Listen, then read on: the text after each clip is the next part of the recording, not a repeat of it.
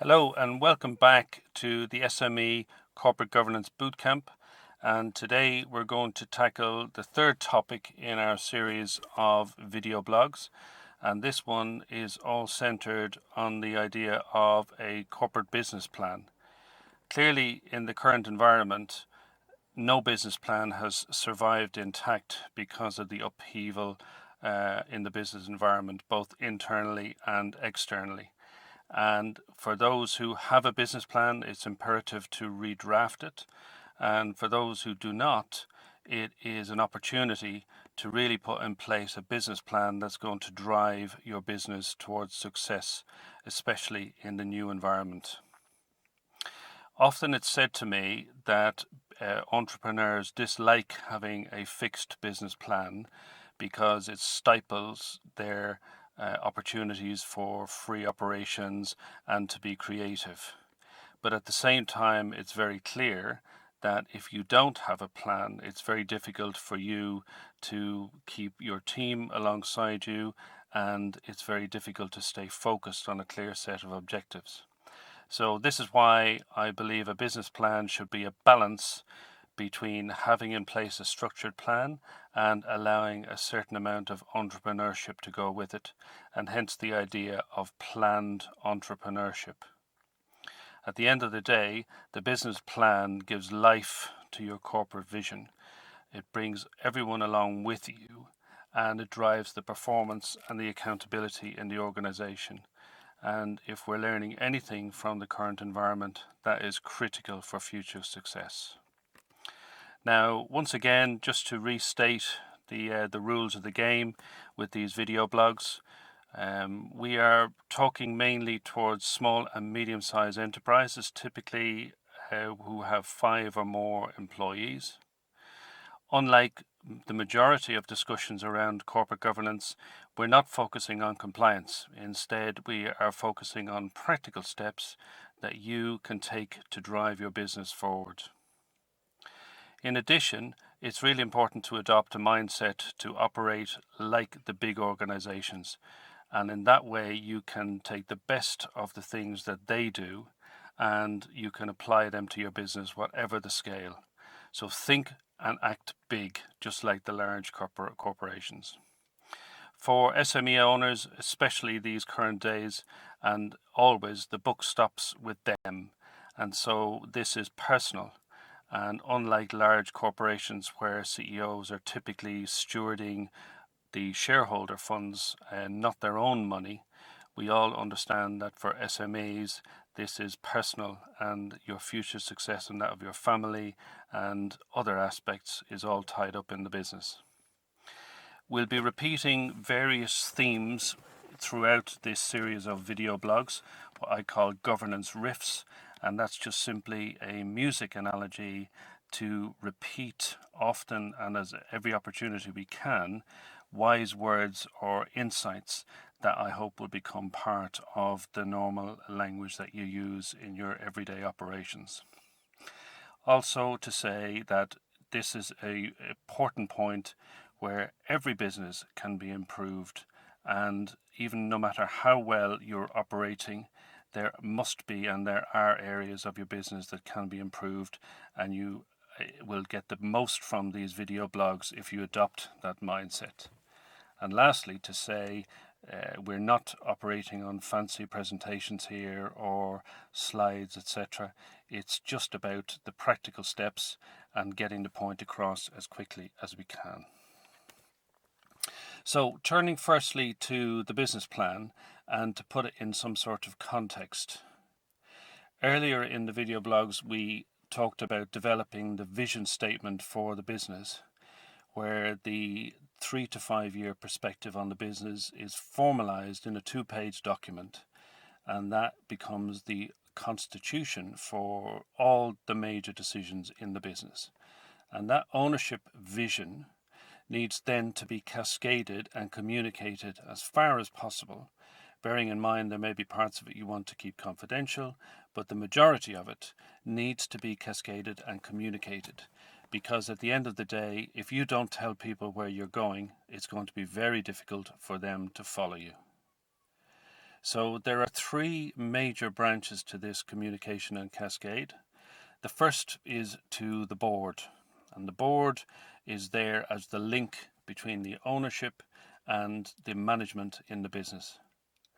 And it's their responsibility to monitor the plans, to take corrective action if there are any major events or things that happen in the business that require a change in plan, etc.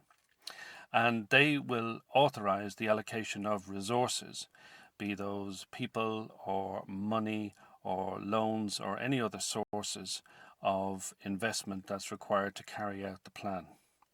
And most importantly, they will hold management accountable for the implementation and execution of the business plan. From there, after the plan has been approved by the board, the management comes in, and they are responsible for executing the plan and making sure that the basic targets and tasks that are included in the plan are properly executed in line with the vision and in line with the direction of the ownership. At the end of the day, the management is accountable for that execution, and they have to be aligned to the plan and understand it. And this is a very, very important part, that if they don't understand the plan or they don't understand their role in the execution of the plan, then the lack of accountability will quickly come to the fore. Also, management have to put in place the controls within the organization so that the parameters that the board has set are properly monitored and properly stewarded. And this is an often overlooked part of the operation of any good business. And thirdly, and this is often overlooked as well, is the whole area of communicating the business plan to third parties. And third parties can be banks, lenders, investors, maybe suppliers, maybe fiduciary bodies. Whoever is involved as a key stakeholder in the business, they will, to one extent or another, need to know aspects or all of the business plan, because this is how third parties evaluate the business. This is also how they evaluate the management of the company, how well they are working towards a formal plan. And it's also the basis on which they either lend or they buy risk in your business. And the business plan is a key communication tool that enables them to make those decisions. So as you can see from this, the business plan drives everything. But what also is a key point to ensure is that the business plan is more than just a spreadsheet, it's more than numbers. There's a whole load of consultation, there's a whole load of context that needs to be placed on the business plan in order for it to be successfully driving your business. Now, here are some ideas of how to populate the business plan and what are the key elements that need to be in the business plan, and a process that you can use to really build up a very, very strong business plan that's going to drive the business. As I've said, the vision statement is a key part of the content of the business plan, because that's the constitution, that's the statement of the ownership's desires in order to drive the business. And within that, it contains the core strategies and the basic guidance that is used to build up the business plan. In the business plan also, you'll need to have a detailed build-up of the revenues and your costs. And typically, a business plan horizon is for 3 years. But obviously, the immediate focus is on the first 12 months of that, the first business cycle, be that from January to December, July to June, whatever your business cycle operates. Inside the business plan also, there needs to be a detailed listing of the key assumptions behind the plan. And that is, what are the key parameters you see that are going to impact on your business plan? What's going to happen with economic growth, what's happening inside the organization, and what's happening outside the organization. Because that's the place where people can see how you built up the numbers, and third parties can understand it, the management can understand the key assumptions, and obviously the board can define those assumptions with the management. And if those assumptions change or those parameters change, then of course the business plan can be reworked and changed. Clearly, in terms of some of the basics, then you need the following key elements. There will be more, and you will tailor it depending on how you structure your own business plans. But as a minimum, you need to have an income or profit and loss statement for the first 3 years from starting from now up to end of year 3. There should be a balance sheet for each of the years, and there should be a 12-month cash flow forecast focusing primarily on the first 12 months of the 3-year plan, the first year. And there should be a break-even analysis on a monthly basis, especially for the first 12 months. And that's a key parameter because at a touch you can easily see how the business is going versus the plan and versus any key trends that you need to address very quickly. Now, there will be other elements that you need to put in your business plan, but those are the minimum content that you should have in there. Then, as part of the process, there's a few things that you can do to really strengthen how effectively your business plan is going to be cascaded into the business. You should look at the business plan from the point of view of risk and contingency. Look at the things that can impact on your business plan, upwards or downwards, and test the plan to see which of those parameters are the real ones that are going to make an impact. So often what you can do is you can test it from the point of view of sales. For example, if you were to look at your revenues and you were to decrease them by 20% or increase them by 20%.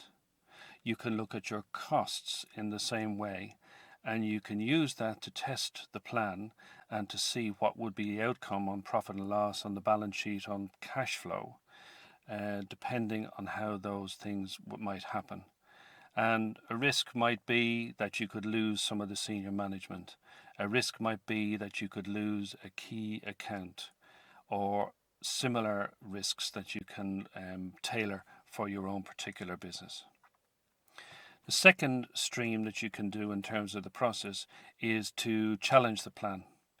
A lot of SME companies tend to build up plans where the owner does that as a solo effort. And it's my suggestion that that should not be the case. Clearly you need to involve the board and you need to involve management depending on the size of the organization. But also it's a good idea to consult with colleagues or trusted advisors and friends to get them to have a look at the plan. They will be helpful to give you a reality, and they will also help you to challenge some aspects of the plan where you might be being too ambitious or even perhaps too cautious. And that external challenge comes back to one of the governance risks, which is measure twice and cut once. So get a second pair of eyes on the plan to really help you to understand if you're on the right track or not. And then lastly, the stakeholders need to be aligned. And again, this comes back from the point of view which basically says that if you don't tell people where you're going, if you don't have a clear plan with a set of guidance for them, then the plan is not going to work, and it's a waste of time, frankly, because it's not the thing that's going to be driving good governance in your business and driving the business towards the success that you wish to achieve. So it's very important to engage the management team, maybe some key staff. If you have investors in the business, they will also be a critical part of the build-up of the plan. And of course, the directors in the development of the plan are very important so that they are aware of exactly how the plan is built up, and when they sign off on the plan, they are committed to it and they understand what is to be expected in the next 12 months. That also alignment ensures that there is key alignment to the plan in terms of the key people, and that you have accountability because everybody has been involved that needs to be involved.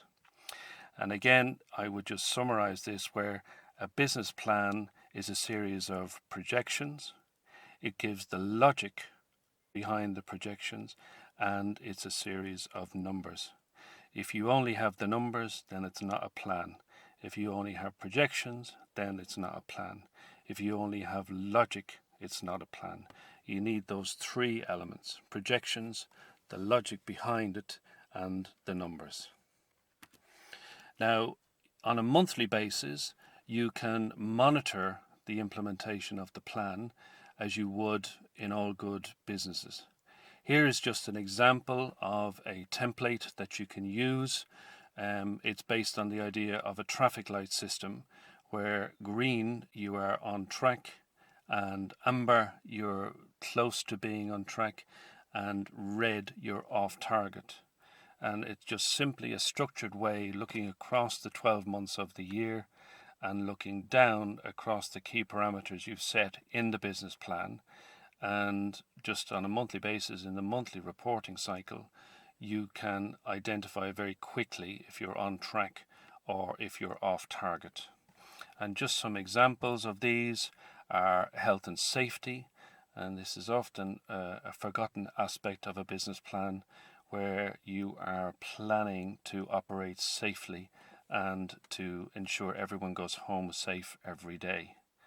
Secondly, the financial parameters which I've spoken about, be they revenue, cost of sales, EBITDA, whatever parameters you wish to set for yourself. Another example of a monthly metric would be the sales pipeline. Project management, this is where projects are rolled out over a period of months or even years. Equipment utilization, or it could be staff utilization. Debtor management, and if you are one of those organizations that tracks your customer satisfaction, that can also be done on a monthly basis. But this snapshot in one place of all the parameters that you will tailor against your own specific business plan and the metrics you need to have in place is an extremely useful tool to ensure you know as fast as possible where are the areas that are going to require attention and where are the areas that are on track. Now, it's also very important that once the plan has been put in place, that you cascade exact accountability and exact responsibility for the senior team in the organization. And this is just a suggested way of bringing the leadership team into scope with the business plan and connecting them. So ultimately you have a strong connection between the vision, between the business plan and the senior leadership team. And the suggestion here is that you develop 10 KPIs for each member of your senior leadership team. No more than 10, and it may be less depending on how complex you want to make it. But a suggested breakdown is in 3 areas, where you'll have functional KPIs, collective KPIs, and behavioral KPIs. Now again, you'll tailor this for your own organization, but this is just a suggested way. So functional KPIs will be specific to the individual and their area of responsibility.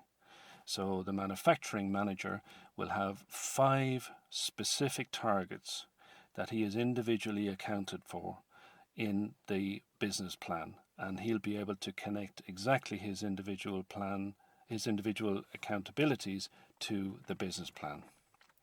Collective responsibilities are where the senior leadership team as a team will have 3 joint responsibilities, and they'll be consistent across the whole team. And the idea behind this is that you move away from individuals doing their thing and not taking heed of what's happening with the organization overall. So net profit might be one example of a collective KPI, or you may have safety as another example of a collective KPI. But there will be examples in your organization where the senior leadership team across the whole breadth of the leadership team will share 3 joint responsibilities. And then lastly, each of the team, and it's coming back to the notion of not just what is done in the business, but also how it's achieved.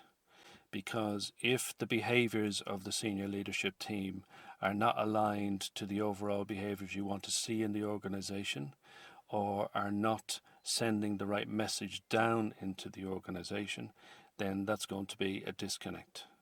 So you may have two specific behaviors that you want to hold individuals or collectively in the senior leadership team as to how they should behave and how they should achieve their objectives. And again, that balance will be dependent on the organization and dependent on the business plan. And then if you can then take those KPIs and cascade them into a formal monthly review with each of your senior team, then that is going to be a tremendous way to ensure you're monitoring the progress of the plan, you're holding them accountable, and they will be able to take their individual KPIs and cascade those down into their respective functional teams or across the organization, again dependent on the size of the team that you're talking about. And those individual KPIs can also be used as a basis for the performance management system that you might want to introduce into the business. And that means that you can look at bonuses or other aspects to reward performance based on these KPIs, which in turn are clearly aligned to the business plan, which in turn are clearly aligned to the vision. So what we're trying to achieve here across the board is a straight line between vision, business plan, and individual KPIs of the senior leadership team. If you can achieve that, that's going to be a huge step forward in order to drive success in your business. And you will have a set of KPIs that, from the ownership perspective, it will be very easy to track how the organization is performing 1 month to the next. So to wrap up, just want to recap on a few of the key concepts that we've covered in the session today. The idea of planned entrepreneurship. By all means, be focused on being creative and entrepreneurial, but there must be a plan underpinning this so that you land in a place where you have planned entrepreneurship. And the business plan is going to give you both projections and logic and numbers. And it's really important to move away from this notion of just having a spreadsheet as a business plan. I hope I've demonstrated that the business plan drives everything from the ownership to the board, to the management, and to your relationships with third parties externally. And if you can give this some thought and focus on drawing a straight line between vision, between the business plan and the KPIs that you're holding your senior leadership accountable for, then you're really going to put in place a strong set of governance measures and a strong roadmap in order for you to be successful. So I hope those ideas have been useful, and please get in touch with me on the email there or via Twitter. And the next topic that we'll be focused on will be how to energize your board, and I look forward to talking to you about that tomorrow. Bye. Hello and welcome back to the SME Corporate Governance Bootcamp.